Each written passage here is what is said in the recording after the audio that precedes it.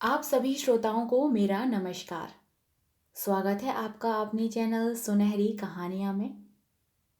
आइए सुनते हैं आज की कहानी ऐश्वर्य, जिसकी लेखिका आशापूर्णा देवी जी हैं।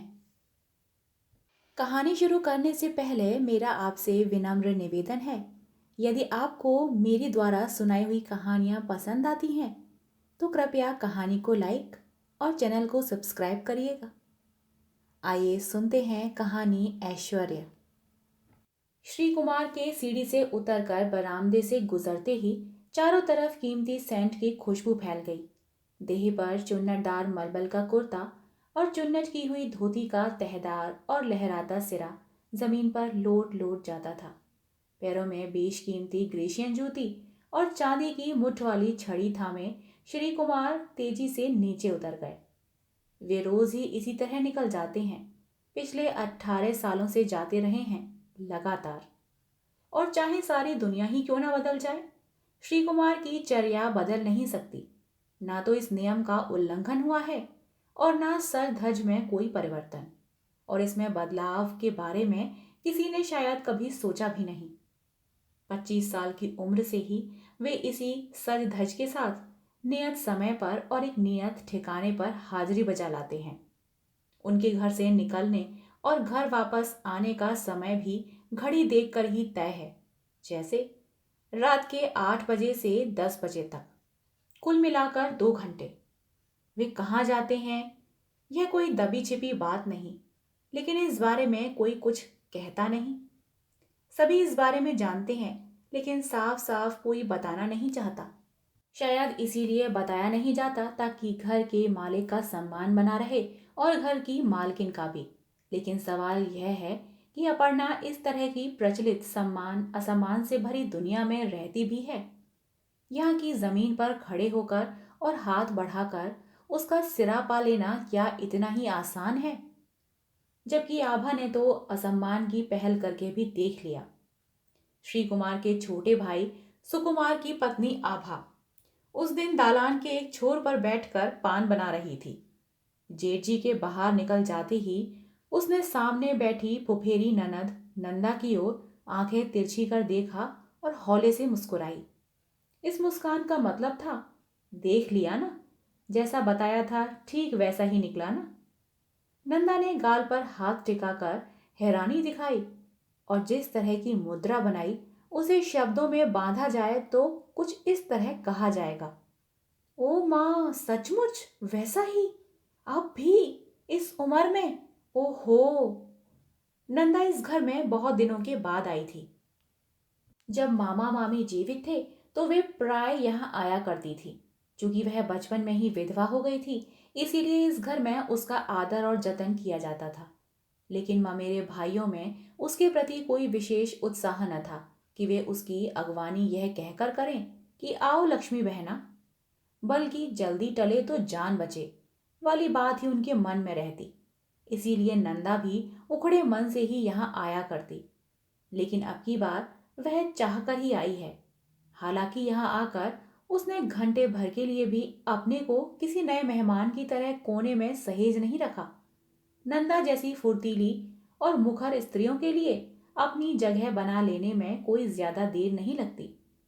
आते ही भावजों की चुटकी लेते हुए कहती, लोग ठीक ही कहते हैं, भाई का भात भावज के हाथ।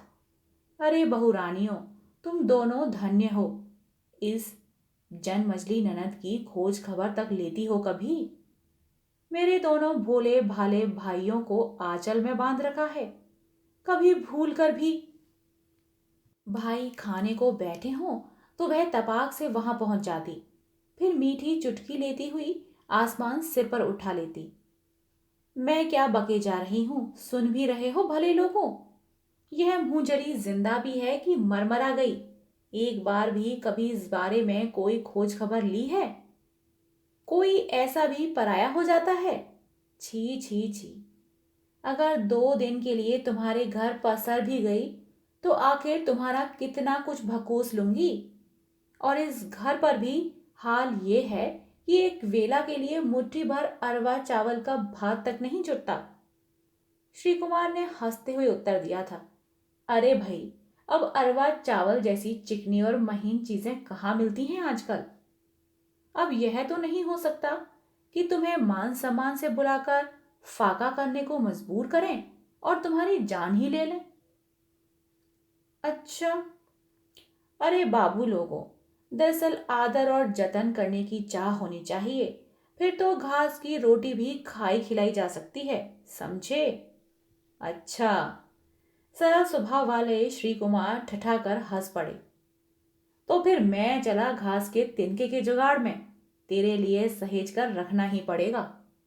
नंदा ने अपनी सफेद समीज के अंदर से एक छोटी सी रूपहली डिबिया निकाली, फिर उसका ढक्कन खोलकर सुगंधित जर्दा की एक चुटकी फांकते हुए छोटे भैया सुकुमार के पास अपनी दलील लेकर गई। देखा तुमने सुकुदा, यह सब घर बुलाकर जानबूझकर किया गया अपमान ही तो है। अब वह मुझे घास पात खिलाएगा। अपने बड़े भाई श्री कुमार से सुकुमार का स्वभाव एकदम अलग है। उसकी प्रकृति गंभीर और बातचीत पढ़े लिखे समझदार लोगों जैसी है। पहनावा और चाल ढाल घर के कर्ता धर्ता की तरह। इस तरह की बेतुकी बहस या बेकार की हंसी ठिठोली उसके गले नहीं उतरती। इसके अलावा उसने इधर जब से गुरु मंत्र की दीक्षा ली है, वह और भी शांत और चुप्पा सा हो गया है। वह अपने भैया के साथ सहन पर एक साथ खाने को बैठता तो जरूर था, लेकिन साथ वाली कतार में नहीं। वह शुद्ध निरामिष भोजी था, जबकि श्री कुमार बिना मछली के मुंह में एक ग्रास तक नहीं रखते थे। सुकुमार भैया के सामिष भोजन वाले थाल की ओर एक बार घृणा और अवसाद भरी उदासीनता से देखते हुए आचमन कर खाने को बैठ जाता और भोजन के बाद कुल्ला करने तक दोबारा कोई बात नहीं करता। यही वजह थी कि वह नंदा की किसी बात का जवाब नहीं दे पाता था। लगता है बहू ने इसे आंचल से बांधकर ही नहीं रख छोड़ा है, इसे गूंगा और बहरा भी बना डाला है, नंदा हंस हंस कर कहती। और उधर रसोई घर में आभा जलती भुनती रहती। एक तो उसे औरतों का इस तरह का बड़बोलापन पसंद नहीं था, दूसरे सुकुमार के आचार व्यवहार पर इस तरह ताना मारा जाना उसे एकदम नहीं भाता था। बड़ी जेठानी ने अपर्णा की ओर देखते हुए खीज भरे स्वर में कहा, दीदी, मुझे तो लगता है यह कभी सयानी नहीं होगी। होगी?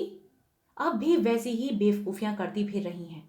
जी जल उठता है मेरा, हर घड़ी चुहल सूझती रहती है। अपर्णा के होठों की बनावट कुछ खास ही थी। देखने वालों को हमेशा यही जान पड़ता कि कोई झीनी सी मुस्कान बाहर फूट पड़ने के लिए झांक रही है, लेकिन वह मुस्कान व्यंग से भरी होती थी।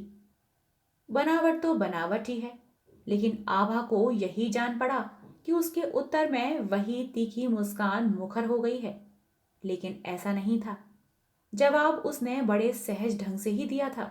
बोली, किसी का स्वभाव भी बदलता है छोटी बहू। ऐसा होता तो सारे शास्त्र झूठे हो जाते। आभा ने मन ही मन कहा, हाँ, ऐसा तो तुम ही कह सकती हो, और चारा भी क्या है।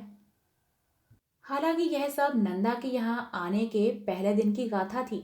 इसके बाद के अगले 10 दिन भी बीत चुके हैं और पता नहीं पासे की ऐसी कौन सी चाल थी कि मुंहफट और बेहया नंदा के साथ भली चंगी आभा की गोटी कैसे फिट हो गई।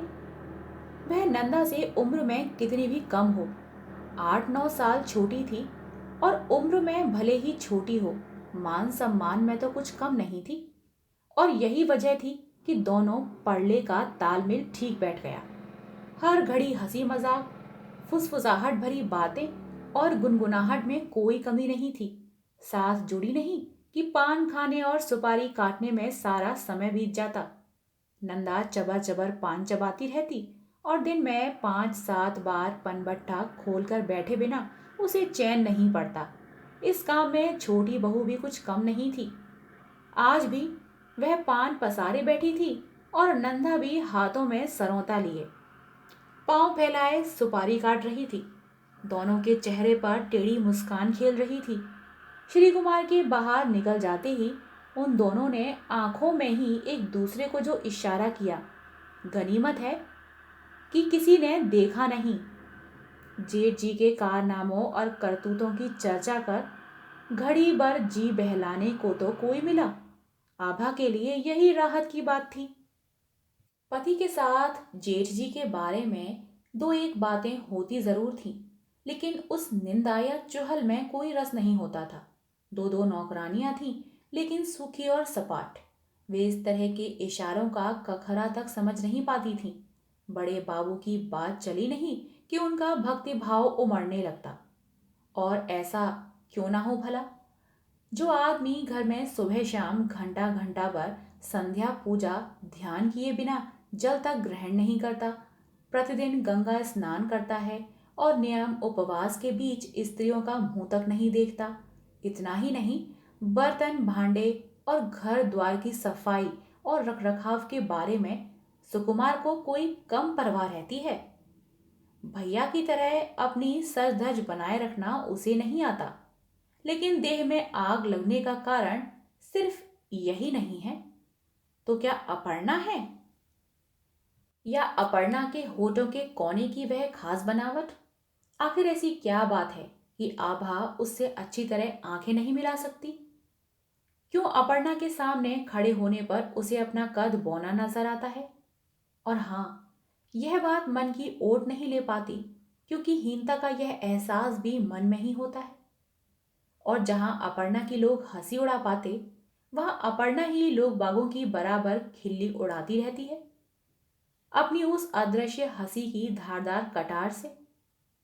भाग्य की विडंबना के चलते जिससे स्त्री का धूल में मिल जाना तय था, उस कलंक की छाया तक अपर्णा के चेहरे पर नहीं है। यह देखकर देह में आग नहीं लगे भला? आखिर उसे किस बात की खुशी है? उसकी इस प्रसन्नता का राज क्या है? यह सब सोच सोच कर आभा विचलित और उद्विग्न हो उठती है। बात क्या है? क्या अपर्णा यह समझती है कि उसके पति की करतूत के बारे में किसी को नहीं मालूम? क्या सारी दुनिया के लोग इतने बेवकूफ हैं? हाँ, इतना जरूर है कि डंके की चोट पर कोई इस बात की घोषणा नहीं करता। वह इसीलिए कि इससे तुम्हारी इज्जत में बट्टा न लगे। खैर, इतने दिनों के बाद एक श्रोता तो मिला जिसके सामने जहर उगल कर अपनी भड़ास कम की जा सके। हालांकि बीच बीच में नंदा के फूहड़पने पर आभा सिर से पैर तक सुलग उठती, लेकिन वह यह सब सहन कर लेती। इसकी वजह और चाहे जो हो, नंदा को करना तो नहीं पड़ता। हाथ का सरोता समेटती हुई नंदा ने अपनी छोटी सी रुपहली डिबिया खोल ली और बोली, अरे बहू, थोड़ी सी लोगी? अरे माँ, आभा ने हुचकते हुए कहा। उस दिन इसे खाने के बाद ऐसी दुर्गति हुई थी। अच्छा बस, जौ भर देना, कहीं ऐसा न हो कि तुम्हारे भैया से दोबारा झिड़की खानी पड़े। अरे काहे की झिड़की? नंदा ने डिबिया को अपने कलेजे से लगा लिया और फिर होठ पिचकाकर बोली, देखना, तुम्हें यह जिर्दा खिलाकर भाई से सोने की डिबिया गड़वाऊंगी और तभी यहां से जाऊंगी। फिर तो हो गया। कहते कहते आवाज थम गई। अपर्णा आ रही थी, भाबन रसोइये की।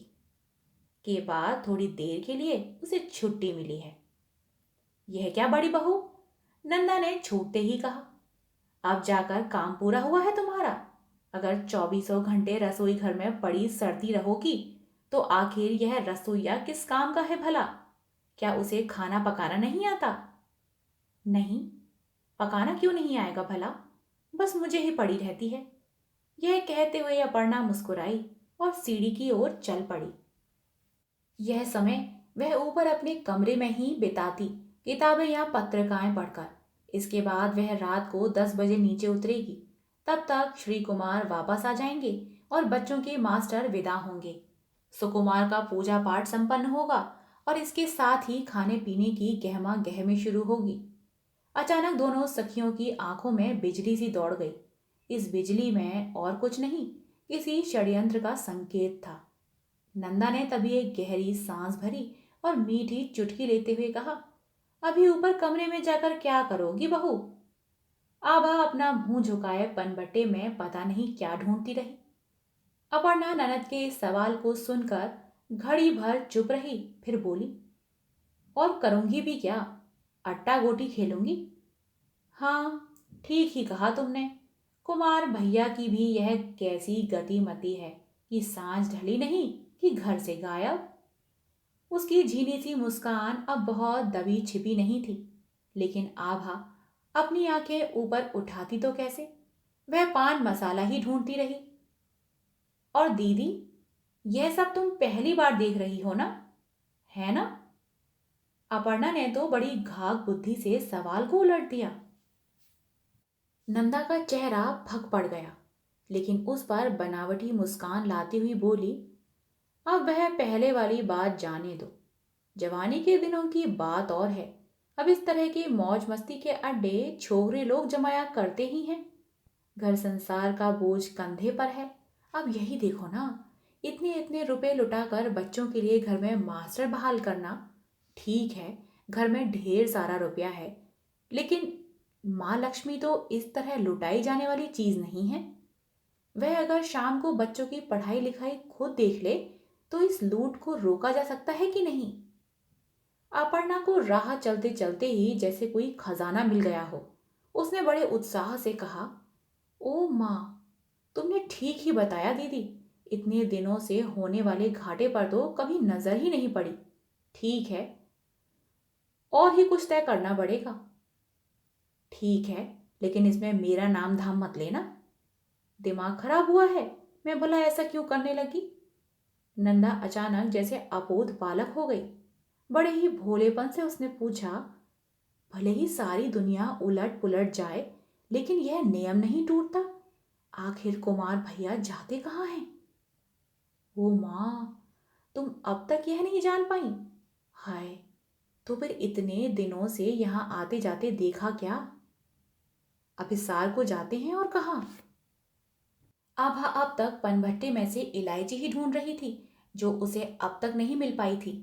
और अपर्णा के सामने रहने पर वह मिलती भी कैसे? उसे पता था होठों के कोने पर तेज नुकीली और चमकीली धार की एक एक किरच अपर्णा के चेहरे से फूट पड़ेगी। नंदा ने फिर भी बड़ी मिठास से पूछा, मजाक छोड़ो बहू, सच सच बताओ। मैंने ठीक ही तो कहा दीदी। और तुम्हारे भैया कोई बूढ़े तो नहीं हुए? एक दिन उनकी तरफ ठीक से देखो तो सही। मुझे तो यही जान पड़ता है कि अगर जो कहीं वे किसी दूसरे के पति हो जाते तो मैं बेहोश ही पड़ी रहती। लो और सुनो। कहती हुई नंदा ने उसे बड़ी हैरानी से देखा और चुप हो गई। उस जैसी बड़बोली को तत्काल कोई जवाब न सूझा। अपर्णा के दुतल्ले के ऊपर जाते ही आभा ने अपना मुंह ऊपर उठाया और चुटकी लेती हुई बोली, देख लिया ना नंदा दी, मैंने कहा था ना, तोड़ना तो दूर रहा, उसे तो मोड़ना भी मुश्किल है। दिख तो ऐसा ही रहा है। शाम ढलने के पहले इन्हीं मुई आंखों ने तो उसे अपने हाथों नक्कासीदार कुर्ता, चुन्नटदार धोती, जूते, छड़ी, तेल फुलेल, सेंट पाउडर सहेज कर रखते देखा था। तो फिर मैं कह क्या रही थी? तैयारी देखकर तो ऐसा ही लगता है कि किसी राज दरबार में जा रहे हैं, और तभी दोपहर से ही सारी तैयारियां शुरू हो जाती हैं। और क्यों ना हो भला, सैया जी बाई जी का मुजरा सुनने को जो तशरीफ ले जाएंगे। अब मैं क्या बताऊं नंदा दीदी, अगर मैं उसकी जगह होती ना तो दिन दहाड़े गले में दो दो बार फंदा चढ़ाकर झूल गई होती। एक बार गले में फंदा डालने के बाद क्या दोबारा फंदा डालना मुमकिन भी है? नंदा ने उससे यह सवाल नहीं पूछा। धन्य है ऐसी नारी, सचमुच धन्य है। रात को खाने के समय अपर्णा अपने पति से सहन में नंदा और सुकुमार की उपस्थिति में सबके सामने ही नंदा द्वारा उठाई गई बात पर बड़े खुले मन से चर्चा कर बैठी। इस बात को बड़ी गंभीरता से उठाते हुए उसने कहा, सुनो, मास्टर साहब को कल से जवाब दे दो। मास्टर साहब को? क्यों, ऐसा क्या हो गया? श्री कुमार चौंके। खामखा इतने सारे रुपए बर्बाद हो रहे हैं, आखिर यह काम खुद भी तो कर सकते हो। मैं? श्री कुमार जैसे आकाश से गिर पड़े। मैं पढ़ाऊंगा बच्चों को? यह भी कोई बात हुई? तुमसे किसने कहा यह सब? कहेगा कौन, मैं कह रही हूं। दूध का कटोरा थाल के और निकट सरकाते हुए अपर्णा ने आगे जोड़ा। इसमें इतना हैरान होने वाली बात क्या है? तुमने भी तो बीए की पढ़ाई पास की है। श्री कुमार हैरान थे। उन्होंने उत्तेजित होते हुए कहा, क्या पढ़ा लिखा था? अब सब याद है क्या? क्या बात कही है? अच्छा, याद नहीं है? अपर्णा जैसे हताश होती हुई बोली। फिर तो बेकार ही गया। मैंने सोचा तुम्हारी सहायता से गृहस्थी का खर्च कुछ कम हो जाएगा। इतनी देर के बाद श्री कुमार को यह जान पड़ा कि उनके साथ अच्छा मजाक किया गया। बात यह थी कि गृहस्थी का सारा खर्च श्री कुमार अकेले ही उठा रहे थे, इसीलिए सारा दायित्व उन पर ही था। अपर्णा के मजाक करने का ढंग कुछ ऐसा ही था, संयत और गंभीर, जबकि आभा जानबूझकर कुछ ऐसा करना चाह रही थी कि बात आगे बढ़े। नंदा तो जैसे माटी में पड़ गई। सुकुमार सामान्य बना रहा।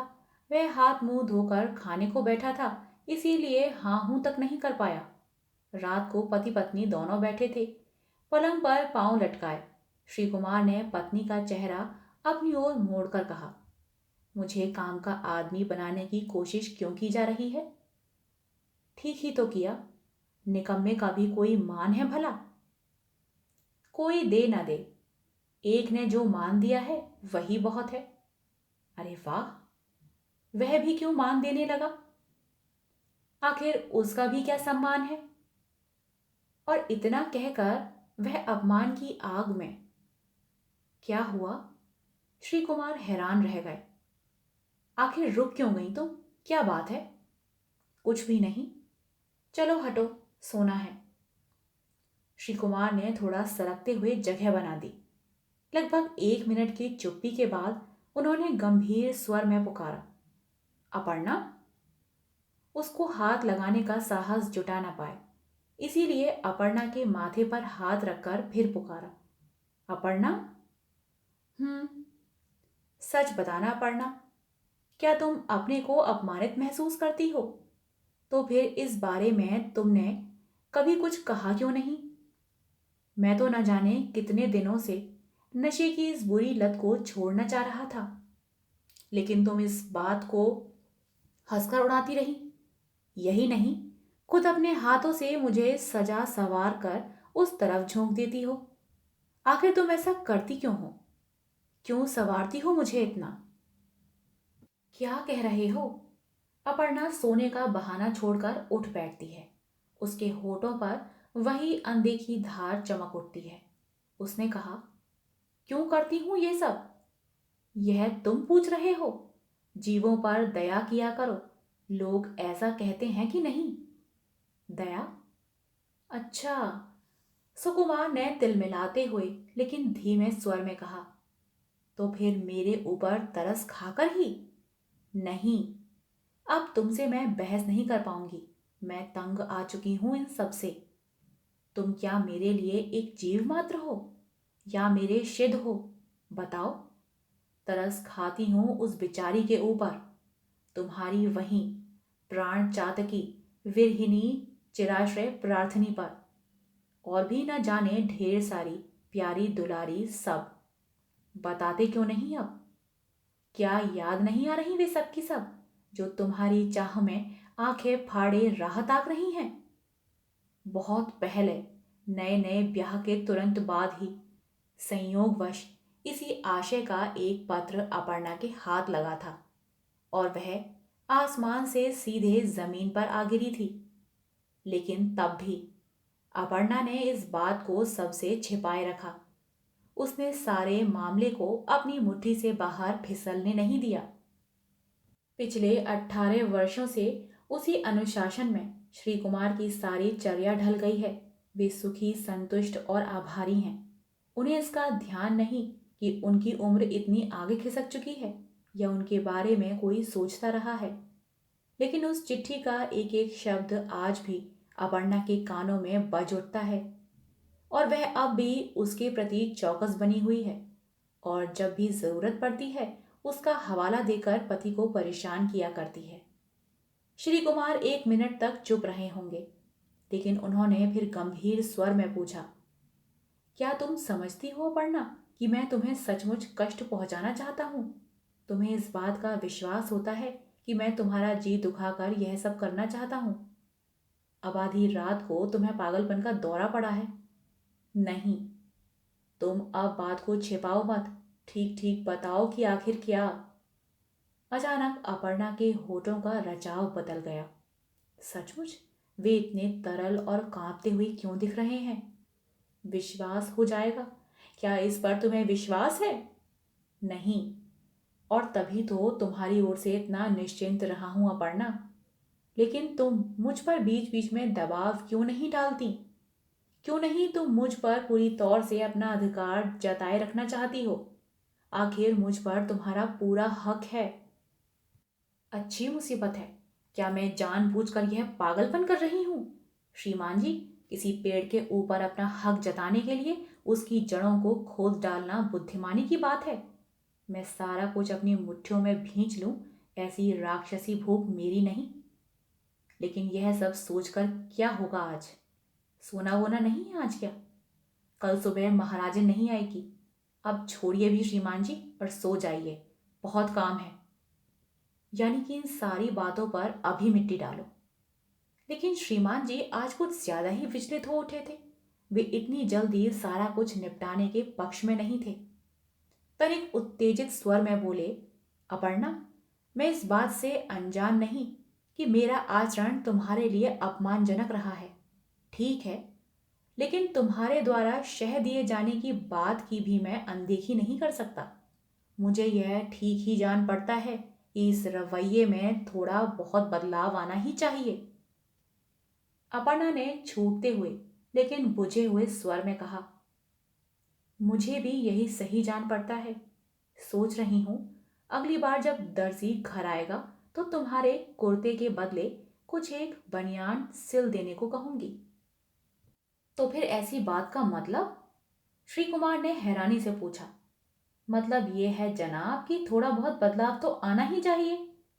फिर तुम्हारा वही मजाक। क्या तुम ये सोचती हो कि मेरे लिए कंचन को छोड़ पाना? छी छी। अपर्णा की इस तीखी फटकार से श्री कुमार अपनी बात पूरी नहीं कर पाए। उनका चेहरा मुरझा गया। लेकिन पति के उस फीके चेहरे की ओर अपर्णा देखती रही और धीरे धीरे उसका मुखमंडल चमक उठा। उसने अपने स्वाभाविक तेवर में कहा, मेरी यह बात तुम उससे कहते तो होगे ही। मेरे लिए वह सौत नहीं कांटा है जिसके मर जाने पर सिक्के लौटाऊंगी। क्या कहती है ये सब सुनकर तुम्हारी इकलौती चिराश्रिता दासी? सुकुमार अपने सोने वाले कमरे में था। तहकर चौकोर किए गए एक कंबल पर आध्यात्म रामायण का पहला कांड या फिर ऐसी ही कोई लंबी चौड़ी पोथी के पन्ने उलट रहा था। तभी आभा कमरे में आती दिखाई पड़ी और उससे पूछ बैठी, यह मास्टर साहब को छुड़ाने की बात मेरी समझ में नहीं आई। सुकुमार ने कुछ कहा नहीं, शायद सुना भी नहीं। सब ढोंग है ढोंग। आभा ने होठों को बिचकाते हुए शाम को घटी घटना के बारे में संक्षेप में बताया। पहली बार इसी घर में आकर देखा कि पति की बुरी लत को किस तरह बहादुरी का दर्जा दिया जाता है। मेरा तो यह सब सोचकर ही सर चकराने लगता है। क्या कहूं क्या करूं, बड़े भैया हैं, लाचारी है। गुरुदेव गुरुदेव। यह कहते हुए सुकुमार ने कमली आसन को लंबा किया और उसी का बिछावन बनाकर सो गया। आज रविवार का दिन था, व्रत उपवास और कठोर चर्या का दिन। आज वह आरामदायक पलंग पर नहीं सोएगा। यह ठीक है कि घर गृहस्थी का इतना बड़ा दायित्व पूरी तरह अपने सिर पर न लेते, तो भी उम्र के हिसाब से श्री कुमार घर के बड़े बुजुर्ग थे। और अगर ऐसा न होता तो पता नहीं सुकुमार आज कितना निरुपाय होता। अब चली तब चली करते करते नंदा कुछ दिन और रुक गई। तय ये हुआ था कि उसका देवर आएगा और उसे लिवा ले जाएगा। उसका कोई अता पता नहीं था। आखिरकार नंदा खुद जाने को तैयार हो गई। तब वह रह रहकर यही कहा करती, अरे कहाँ गए सब भाई, अब इस आफत को विदा करने की तैयारी करो। सुकुमार किसी भी मामले या झमेले में चुप्पी साधे रहता, ना इधर ना उधर। बात क्या है? श्री कुमार ने पूछा। वह कहीं जेल में तो नहीं बंद? जब वह बेटा लेने नहीं आया तब तू अपने मन से वहां क्यों जाएगी? कुछ दिन और रुक जा। उधर भंडार घर में बैठी आभा दांत पीसती और मन मारे बैठ गई। मन ही मन बोली, हाँ, रहेगी कैसे नहीं यहाँ। ऐसी पनखों की बेपरवाह और दिल लगी करने वाली तुम लोगों के ही घर में पड़ी रह सकती है। पता नहीं क्या मजबूरी है। मेरे बस की बात होती तो मैं झाड़ मार कर बाहर निकाल देती। सखी भाव की मुंह लगी सरसता बहुत पहले ही सूख चुकी थी। बातचीत में कोई नई बात न रह गई थी। इसीलिए युवती सी दिखने वाली नंदा की भरी पूरी सेहत और बेमतलब जान पड़ने वाली चंचलता आभा की आंखों को आजकल तनिक नहीं भाती। उसका जी उसे देखते ही जल उठता। नंदा ने भी जब यह देखा कि कहीं घास नहीं डाली जा रही तो वह भी एक किनारे हो गई। शायद यह भी एक कारण था जिसके चलते वह इस घर से फूट जाना चाहती थी। उसने यह भी सुन रखा था कि छोटी देवरानी की तबीयत ठीक नहीं। ऐसी नाजुक घड़ी में अगर वह वहां नहीं गई तो पता नहीं बाद में क्या कुछ सुनना पड़े। अंत में अपर्णा ने कथा का श्री गणेश किया। उसने कहा, हमारी छोटी ननद जी बड़ी परेशान है इन दिनों। परसों रविवार है, उसे श्रीरामपुर तक छोड़ आओ। किससे कह रही हो? श्री कुमार ने मुंह में कौर रखते हुए पूछा। मुझसे? पागल हो गए हो? भला तुम्हें क्यों कहने लगी? मैं तो बूढ़े बावन महाराज से कह रही थी। अपर्णा का स्वर तीखा हो गया। अच्छी मुसीबत है। क्या उसे कोई लिवा जाने के लिए नहीं आएगा? कोई आया भी तो नहीं। अपर्णा ने आगे जोड़ा। खैर, तुम ही पहुंचाओ। बड़ी परेशान है बेचारी। ठीक है, जाना कब है? मेरा मतलब गाड़ी कितने बजे की है? श्री कुमार ने बड़ी सादगी से यह सवाल किया था। डरने की कोई बात नहीं। अपर्णा ने धारदार मुस्कान दबाते हुए कहा, शाम होने तक लौट आओगे। उधर आभा ने जब यह बात सुनी तो वह न केवल हैरान थी बल्कि उसे अचरज भी हुआ। अपर्णा का यह दुस्साहस, इस निरंकुश दुस्साहस का अधिकार आखिर उसे किसने सौंपा है? इसके अलावा वह किसी दूसरे व्यक्ति की अनुपस्थिति में नंदा के साथ अपने पति के जाने की बात की कल्पना तक नहीं कर सकती। आखिर अपर्णा इतना साहस लाती कहाँ से है? और जिस साहस के बूते पर वह अपने पति को शेरनी के बाड़े में अंदर भेज देने या फन काढ़े नागिन के सामने खड़ा कर देने से भी नहीं झिझकती। आखिर क्या बात है उसमें? लेकिन उसके लिए अभी राहत की बात यह थी कि बड़ी जेठानी ने सुकुमार के पास यह प्रस्ताव खुद नहीं रखा था। भगवान ने अब तक उसकी रक्षा की थी, लेकिन स्वयं भगवान भी उसकी रक्षा बहुत देर तक नहीं कर सका। उसने अपना वह रूप छिपा लिया और इसके साथ ही आभा के साथ जैसे विश्वासघात हो गया। इस बात की संभावना तो किसी को नहीं थी कि रात को श्री कुमार अचानक ज्वरग्रस्त हो जाएंगे। वह श्री कुमार जिससे कभी सिर दर्द तक की शिकायत न हुई थी। यह क्रूर विधाता का षड्यंत्र ही तो था। देवर जी, ऐसा करो कि अब तुम ही श्री रामपुर चले जाओ। अपर्णा ने श्री कुमार के ज्वरग्रस्त होने की सूचना के साथ ही बड़े सहज ढंग से प्रस्ताव रखा था। उसके लिए यह कोई खास बात न थी। शेफाली बिटिया के स्कूल तक पहुंचा देने जैसी मामूली सी बात। इधर आभा सर से पांव तक विचलित हो उठी थी। काश अपर्णा की इस सहज मूर्ति को वह चूर चूर कर पाती। सादगी से भरी उसकी प्रतिभा को डहा देने वाली कोई मंत्र। ओह, क्या करे वह। सुकुमार ने आभा की ओर ताकते हुए आनाकानी भरे स्वर में कहा, मैं भला कैसे? मैंने तो कभी सोचा। कैसी मुसीबत गले पड़ी है। और क्या, अभी यही 9 बजे वाली गाड़ी से? कहते कहते आभा के शरीर का सारा खून जैसे कलेजे में जाकर जम गया और चेहरा तमतमा उठा। आखिर उसके जी की जलन जबान तक आ ही गई। वह कैसे जा पाएगा दीदी? आज उसका रविवार का व्रत जो ठहरा। ठीक है, फिर ऐसा करें कि जल्दी तैयार होकर भात का प्रसाद पाले और दूसरी गाड़ी से चला जाए। श्री रामपुर जाने वाली गाड़ी तो हर घंटे आध घंटे पर मिलती रहती है। अपर्णा के लिए तो ले देकर बस गाड़ी की ही सुविधा असुविधा है। और इधर भात प्रसाद की तैयारी में आभा परेशान हो उठे।